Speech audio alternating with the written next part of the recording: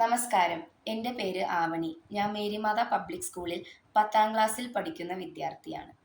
പ്രിയ DCL കൂട്ടുകാരെ, അർജന്റീനയും Cape വെർദെയും തമ്മിലുള്ള ആവേശ പോരാട്ടം അന്ത്യത്തോടടുക്കുകയാണ്. അമേരിക്കയിലെ മിയാമി സ്റ്റേഡിയം 2026 ഫിഫ വേൾഡ് കപ്പിലെ ഏറ്റവും വികാരഭരിതമായ രംഗങ്ങൾക്ക് സാക്ഷ്യം വഹിക്കുകയാണ്.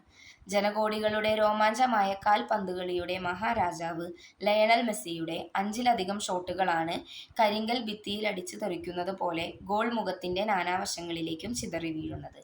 അവസാനം അർജന്റീന കഷ്ടിച്ചു കടന്നുകൂടുമ്പോൾ തന്റെ ഏറ്റവും കൂടുതൽ ബോളുകൾ തടഞ്ഞു തെറിപ്പിച്ച ആ ഗോൾ കീപ്പറിന് സ്വന്തം ജേഴ്സി ഊരി നൽകി ലയണൽ മെസ്സി ആദരിക്കുകയാണ്.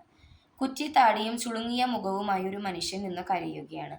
5 ലക്ഷത്തിലധികം മാത്രം ജനങ്ങളുള്ള തന്റെ കൊച്ചു രാജ്യത്തിന്റെ വിലാസം ആകാശത്തോളം ഉയർത്തിയ കളിക്കളത്തിലെ ആ കാരണവരുടെ പേര് ജോസീമർ ജോസെ എവോറ ഡയസ് എന്നാണ്.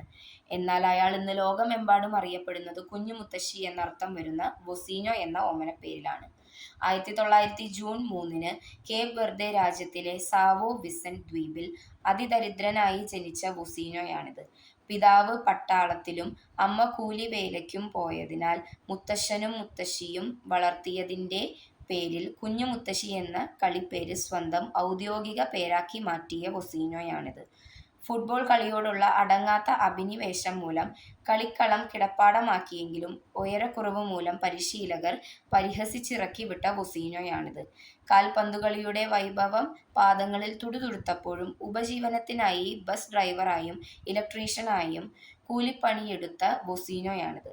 എന്നാൽ 20-ാം വയസ്സിനു മുന്നേ തന്നെ 6.3 അടി ഉയരം നേടി ആംഗോള, മൾഡോവ, സൈപ്രസ്, സ്ലോവാക്യ, പോർച്ചുഗൽ തുടങ്ങിയ നിരവധി രാജ്യങ്ങളുടെ ടീമുകളിൽ കളിച്ചു ജയിച്ച് 2026 ഫിഫ ലോകകപ്പിന്റെ രോമാഞ്ചമായ സൂപ്പർ ഗോൾ കീപ്പർ വൊസീഞ്ഞോയാണിത്.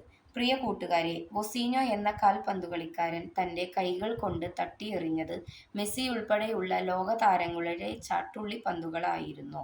അല്ല. കളിക്കളത്തിൽ അയാൾ സാഗൂതം സശ്രദ്ധം ഗോൾ മുഖത്ത് മിഴിപൂട്ടാതെ നിന്ന് നാനാവശങ്ങളിൽ നിന്നും പലരും വീശിയടിച്ച പന്തുകൾ കൃത്യമായി തട്ടിമാറ്റിയിട്ടുണ്ട്. എന്നാൽ അതിനു മുന്നേ തന്നെ അയാൾ തന്റെ നേരെ പലരും വലിച്ചെറിഞ്ഞ പരിഹാസത്തിന്റെയും ആക്ഷേപത്തിന്റെയും ആരോപണങ്ങളെ തട്ടിമാറ്റിയിട്ടുണ്ട്. കൗമാരത്തിൽ കളിക്കളത്തിലെ കുള്ളൻ വിളികളെ അയാൾ തട്ടിത്തെറിപ്പിച്ചു.